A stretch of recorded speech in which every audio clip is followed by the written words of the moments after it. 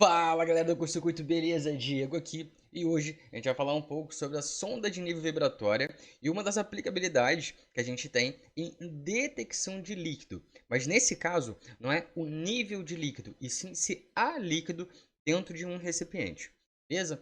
A gente está aqui literalmente com um mapa, tá? Descritivo de uma das máquinas de enchimento de barril, beleza? E a gente tem três sondas aqui que é de segurança, beleza? A primeira sonda, tá? A P61, a segunda a P62 e a terceira a P63. Quais são essas sondas? É literalmente detecção de soda, de ácido e de água quente, certo?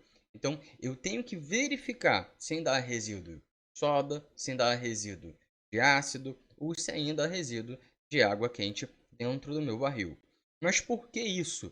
Porque literalmente é um processo de lavagem antes do enchimento. Existe a pré-lavagem, tá? Onde a gente insere um pouco de soda, e a lavagem em si que começa na máquina de enchimento. Então, assim, eu tenho que detectar se ainda há resíduo dentro daquele barril ou na tubulação, para que esse barril não chegue no local de enchimento com esse tipo de líquido para estragar literalmente. Pode dar um problema muito maior por conta de qualquer tipo de resíduo desse dentro do barril que vai para consumo, certo? Então a gente vai falar aqui literalmente sobre a primeira sonda, a P61. Ele já me diz aqui, tá, que no diagrama, a gente vai começar com a parte de leitura e interpretação, e no diagrama ele está na página 6, beleza? Então a gente vai lá para a página 6 e vai dar uma olhada literalmente nessa comunicação que ele vai ter com o programa, certo? Bom, aqui eu já vejo literalmente o esquema de ligação. Então eu tenho positivo, negativo e o retorno aqui no cabo 3, que vai fazer uma alimentação no relé K61, que está na página 14.5, certo? Então a gente faz uma leitura e interpretação até chegar no momento que a gente mais precisa, que é entender a parte da programação, certo? Então aqui eu tenho três sondas, que eu comentei com vocês, só que a gente vai focar literalmente nessa aqui. Então entenda, eu estou lá na máquina, primeiro cabeçote, a leitura de soda, ver se tem soda no meu barril. O que ele faz aqui? Ele faz a leitura e ele emite um sinal para o K61. O K61 vai na página 14, coluna 5. A gente vai lá e vai entrar na página 14, coluna 5. Então aqui eu já estou no K61, na coluna 5, na página 6. Ele faz a alimentação direto, tá, na minha entrada 3.12. Então, a partir daqui, eu já entro no programa, certo? Então, a gente vai supor uma situação aqui onde ele fecha o contato lá, ele detecta o líquido e ele emite esse sinal. Beleza? Está emitindo um sinal para 3.12 ou não emitindo, tá? Isso depende da variação, se eu tenho ou não tenho líquido, certo?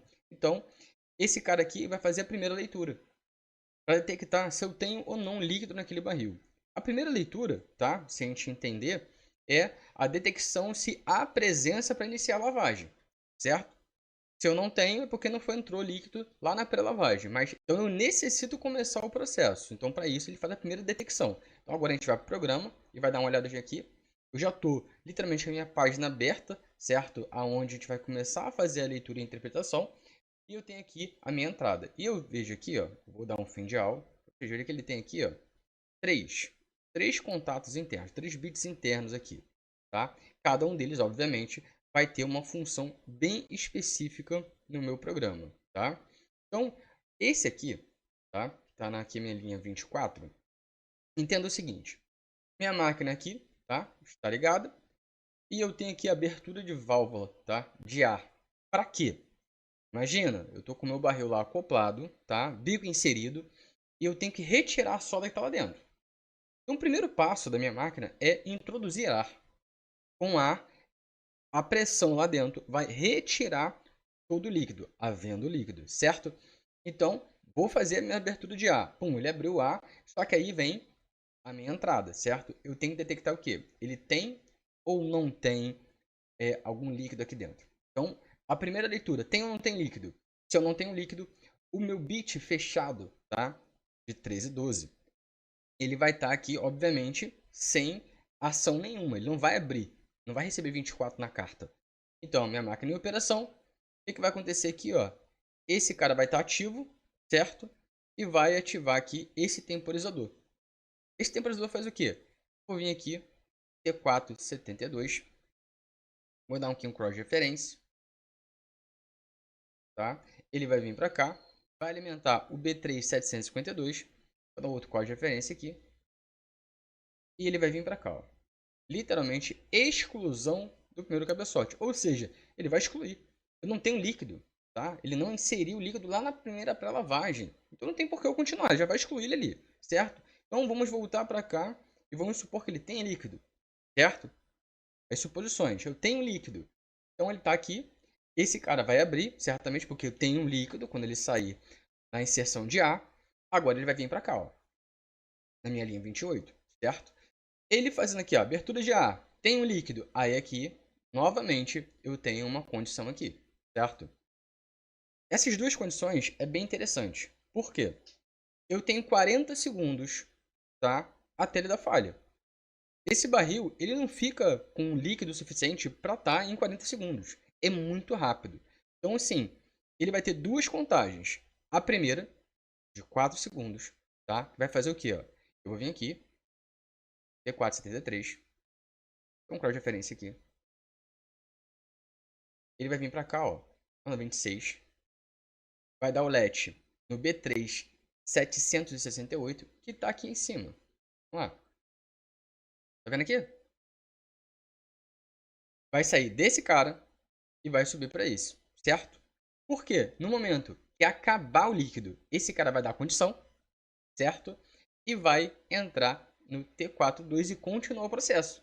Agora vamos supor que ele mantenha o líquido, ou seja, a válvula de saída fechou ou teve alguma trava que não retirou o líquido da cúpula onde está acoplado o meu sensor. O que vai acontecer? Ele vai permanecer ativo. Esse cara aqui, tá? Não vai, ele vai atuar, mas no entanto esse cara está dentro, ou seja, não vai dar condições desse cara aqui se manter, certo? Lá em cima, então não vai ter essa contagem para poder passar o passo. E esse cara aqui vai começar a contar o tempo, que é o T46. 40 segundos. E esse T46, ele está onde? Ele vai vir aqui, vai dar um cross de referência aqui, certo? Vamos lá. E ele vai vir novamente para minha exclusão. Ou seja, eu não tenho líquido, eu excluo. Eu mantive o líquido por um tempo, eu excluo. É uma questão de segurança. Então essa é uma das aplicabilidades que a gente tem com a sonda de líquido, tá? Nesse caso é uma sonda de nível vibratória, a gente consegue ter essa adaptação, é o mesmo processo, tá? Então a gente tem algumas sondas de líquidos que a gente utilizada e essa sonda ela ainda é mais robusta, tá? Para o nosso sistema. Então a gente utiliza exatamente essa sonda de nível vibratória para esse sistema. Tá? Óbvio que tudo depende do seu projeto, mas sim, a gente consegue aplicar para conseguir fazer um fechamento ali, ainda mais desse, que é de segurança de líquido no barril. Então a gente precisa ter esse parâmetro.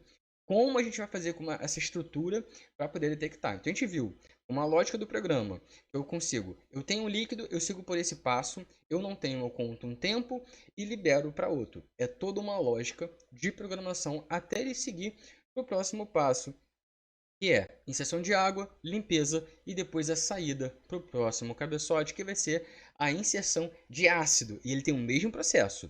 Faz a leitura se tem, leitura se saiu, para poder seguir para o próximo passo, senão ele é excluído do sistema. Para ele chegar lá no enchimento, no cabeçote de enchimento, ele já está excluído. Ele não vai encher, certo? É um processo de segurança. Então, o que acontece? Toda manutenção tem que estar em volta desse cara. Esse cara tem que funcionar.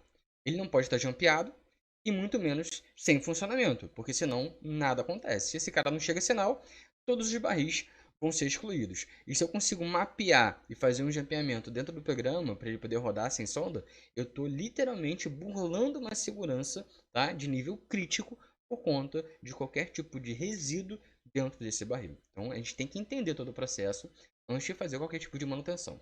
Bom, galera, essa foi a aula de hoje. Espero que você tenha gostado. Já curta esse vídeo, compartilha com todo mundo, que eu quero trazer muito mais conteúdo assim para vocês. Essa foi a aula de hoje e a gente se vê na próxima.